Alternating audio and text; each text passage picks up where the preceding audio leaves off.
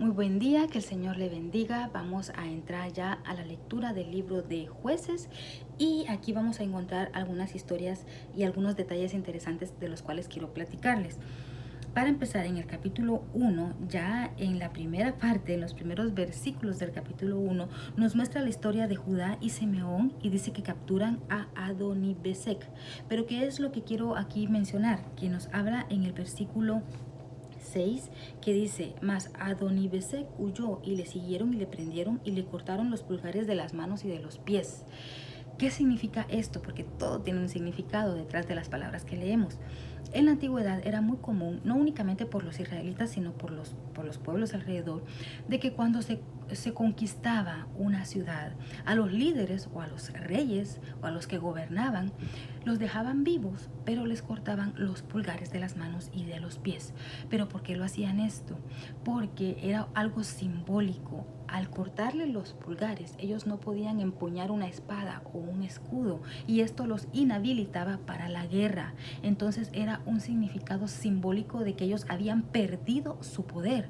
Si usted hace ese ejercicio, si usted quiere cerrar algo, haga de cuenta que usted está cerrando, empuñando una espada, lo que termina de hacer la fuerza en la mano es el dedo pulgar, porque si usted agarra una espada únicamente con estos 4 dedos, no tiene la capacidad de sostenerla y fácilmente puede ser arrebatada. Además, no le puede dar la dirección que usted quiere y mantenerla en una posición si no tiene el dedo pulgar, que es el que cierra la mano y el que hace la fuerza.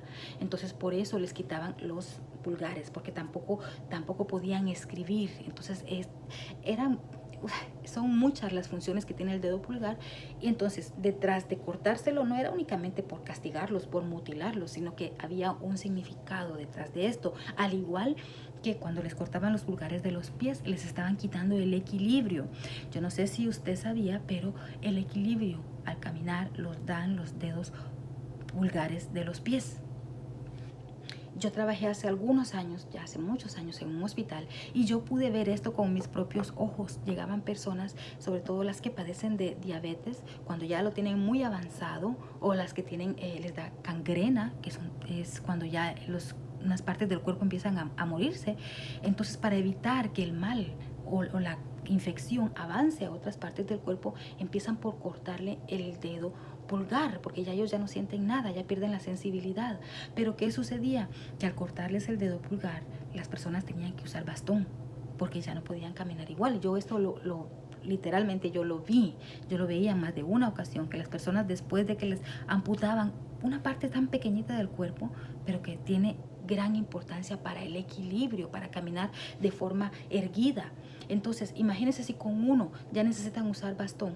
Al cortar los 2 pulgares, ya no podían volver a caminar de la misma manera, o cojeaban o caminaban de una forma extraña, o tenían que usar bordón para apoyarse. Entonces, les quitaban su poder, el símbolo del poder, y les quitaban también el símbolo del equilibrio, así que ya no podían reinar. Los dejaban vivos, pero era una manera de marcarlos, de sellarlos, para que cuando otros pueblos se enteraran, otros gobernantes vieran esa señal, tuvieran temor del otro pueblo que los había conquistado y que les había dejado marcados. Entonces, por eso es que menciona esta parte, que me pareció curiosa, y por eso lo comparto con ustedes. Después también nos sigue hablando acerca de las diferentes conquistas que realizaron las tribus. Menciona nuevamente el episodio de Otoniel, que conquista una región, y debido a eso Caleb, que era el suegro de él, le da como premio, se puede decir, a su hija Atsa. Esto ya lo habíamos visto en Josué. Vemos también, dice, las extensiones de las conquistas de Judá y de Benjamín. Pero mire, menciona algo en el versículo 21. Dice: mas al jebuseo que habitaba en Jerusalén no lo arrojaron los hijos de Benjamín, y el jebuseo habitó con los hijos de Benjamín en Jerusalén hasta hoy. Esto lo vimos repetidamente en el libro de Josué y ahora lo vamos a seguir viendo. No expulsaron a todos los cananeos. Después nos habla en el versículo 22, también la casa de José subió contra Betel y Jehová estaba con ellos.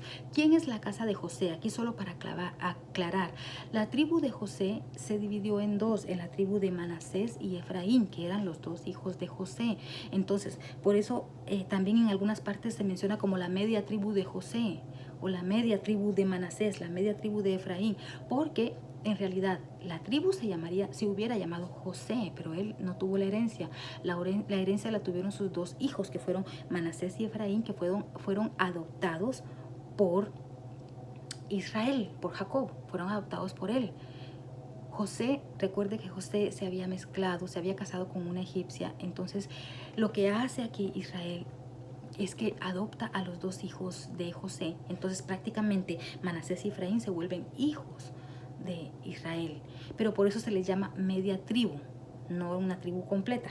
Y entonces aclaro esto porque si en su Biblia también dice, también la casa de José subió contra Betel, y a lo mejor usted dirá, pero ¿en qué momento yo no he escuchado que mencionen la tribu de José? Se está refiriendo a estas dos tribus, Manasés y Efraín. Y la casa de José puso espías en Betel, ciudad que antes se llamaba Luz. Y los que espiaban vieron a un hombre que salía de la ciudad y le dijeron, muéstranos ahora la entrada de la ciudad y haremos contigo misericordia. Y él les mostró la entrada a la ciudad y la hirieron a filo de espada, pero dejaron ir a aquel hombre con toda su familia. Y se fue el hombre a la tierra de los Eteos y edificó una ciudad a la cual llamó Luz, y este es su nombre hasta hoy. ¿Por qué leo este pasaje? Porque quiero que usted aquí tome en cuenta algo importante.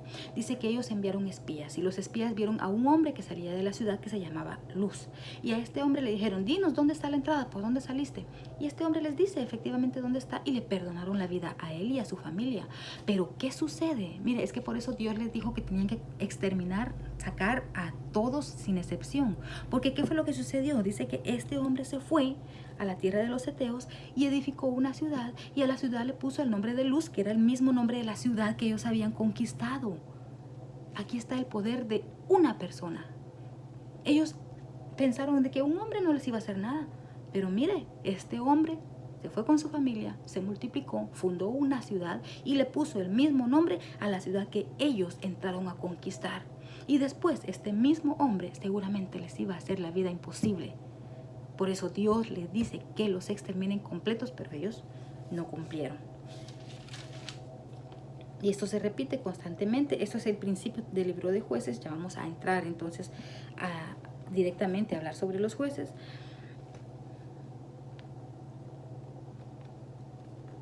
Voy a leer en el capítulo 2, del versículo 1 en adelante.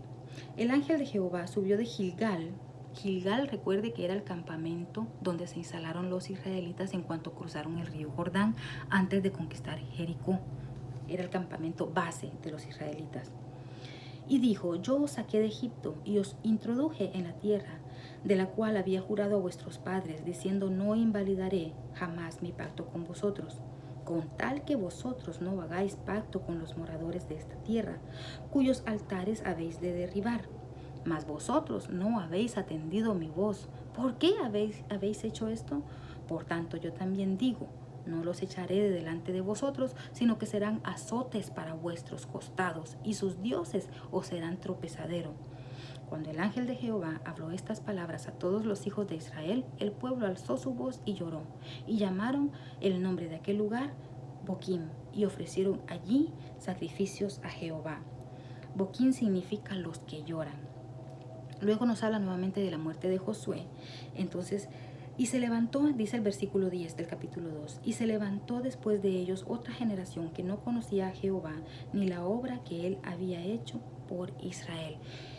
Este versículo es muy importante porque, mire, en lo que acabo de leer vemos que el ángel de Jehová se aparece nuevamente al pueblo y les reclama y les recuerda el compromiso que Dios tenía con ellos de entrarlos en la tierra prometida, pero que ellos también tenían un pacto de no prostituirse, de no adorar a otros dioses. Y entonces dice que aquí que ellos lloraron y se arrepintieron y ahí todo bien. Y durante Josué estuvo vivo, sirvieron a Jehová. Eso ya lo habíamos visto.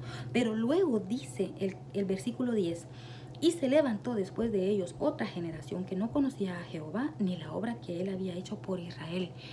después de que Josué muere, que toda esa generación muere, que todavía logró ver las maravillas que Dios hizo cuando les abrió el Jordán para cruzar, por ejemplo, cuando derribó las murallas de Jericó, toda esa generación fallece y la otra generación que crece no conoce a Jehová ni sus obras.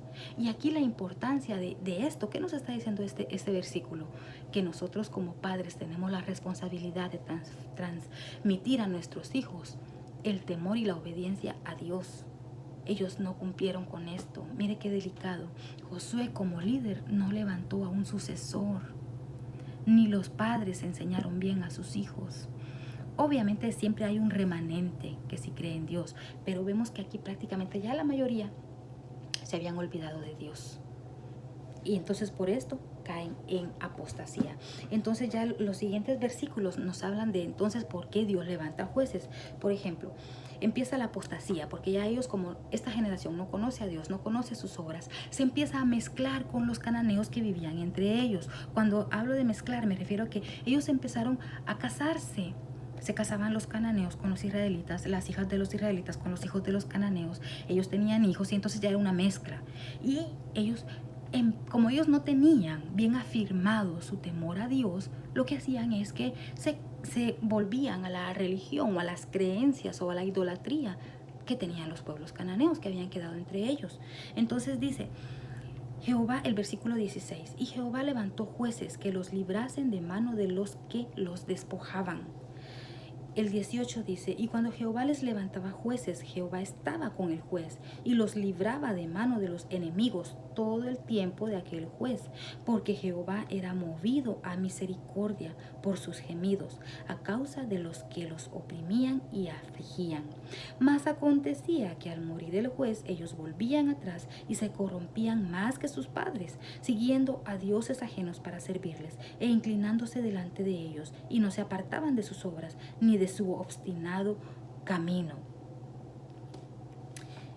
Dice el versículo 6 del capítulo 3.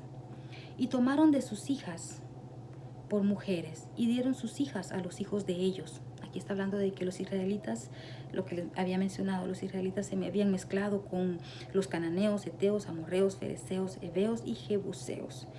Y concluye el versículo 6 diciendo, y sirvieron a sus dioses. Entonces se apartaban de Dios y caían en idolatría. Aquí quiero explicar algo. Con esto voy a concluir en este video y ya en el siguiente ya voy a empezar con el primer juez que nos describe aquí la Biblia, que es Otoniel. Pero para concluir este video quiero explicarles algo. Dice que la siguiente generación no conocía a Dios, ni temía a Dios, ni sabía de sus obras. Entonces aquí vemos que hubo un desfase. Los padres no le transmitieron el conocimiento a sus hijos. Entonces, no es que inmediatamente ellos empezaron a servir a otros dioses. Mire cómo es, sino que es a través del tiempo. Le quiero poner un ejemplo aquí bien particular. Mi papá era católico. Bueno, que nunca iba a la iglesia católica, pero él decía que era católico. Mi mamá era cristiana. Entonces, yo me crié en una mezcla, porque yo de chiquita a mí me llevaban a la iglesia católica. Yo hice la primera comunión en la iglesia católica. Ya después, a los 12 años, yo entrego mi corazón al Señor y me vuelvo cristiana evangélica. Ya después yo me aparto de los caminos porque mi papá no quería que yo fuera cristiana, ni mi hermana no nos dejaba ir a la iglesia. Entonces dejamos de asistir y yo me aparté. Pasé mucho tiempo sin ir a los caminos del Señor, sin ir a asistir a la iglesia, hasta que mi papá fallece. Y entonces ya después, por voluntad propia, yo regreso nuevamente a asistir a la iglesia cristiana evangélica. Pero lo que le quiero contar es que debido a que mi mamá era cristiana, pero mi papá era católico, entonces yo crecí mezclada. Somos 7 hermanos y de los 7 hermanos, yo tengo un hermano, mi hermano mayor es pastor, tengo una hermana y yo que somos cristianos. O sea que somos 3, que somos de religión, por ponerle nombre, ¿verdad? Por clasificación. Somos 3 hermanos que asistimos a la iglesia cristiana evangélica. Hay otra hermana que ella es católica, ella es fielmente católica. Y hay otros 3 que no son nada, no son ni chicha ni limonada, como decimos en Guatemala. Entonces, ¿por qué le traigo este ejemplo? Porque lo mismo sucedía con el pueblo de Israel. Entonces venían los israelitas, se mezclaban con los cananeos y entonces de esa mezcla pues había un relajo.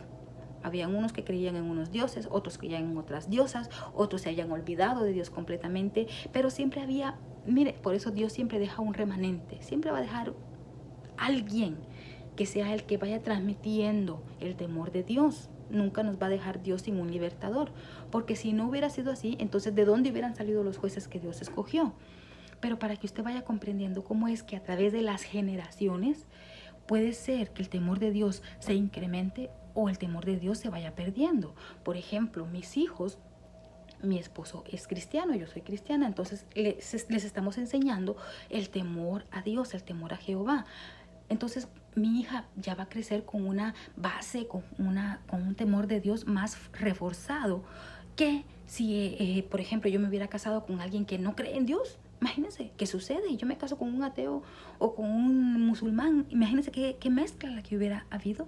Y por eso es que a través de las generaciones se va perdiendo el temor a Dios, y por eso es que Dios es un Dios tan celoso y nos dice que no nos unamos en yugo desigual, porque Él sabe que quizá no en el momento, pero con los años esto va a provocar un daño en nosotros mismos, porque los que sufrimos y los que perdemos somos nosotros, porque como consecuencia de apartarnos de Dios nos vienen todas las maldiciones que ya vimos en Deuteronomio. Y esto es lo que sucedía con el pueblo de Israel. No se mantenían fieles, no se casaban entre ellos como Dios les había dicho, sino que se mezclaban. Y para colmo, como ellos no tenían bien cimentado su temor a Dios, para colmo, entonces venían y seguían las religiones que les traían los cananeos. Esto era lo que sucedía. Y Dios se enojaba, los castigaba, se arrepentían, Dios levantaba a un juez y este círculo se repite varias veces, y eso ya lo vamos a empezar a ver en el siguiente video, donde empezamos con el primer juez que aparece en la Biblia, en el libro de Jueces. Que el Señor le bendiga y que tenga un excelente día.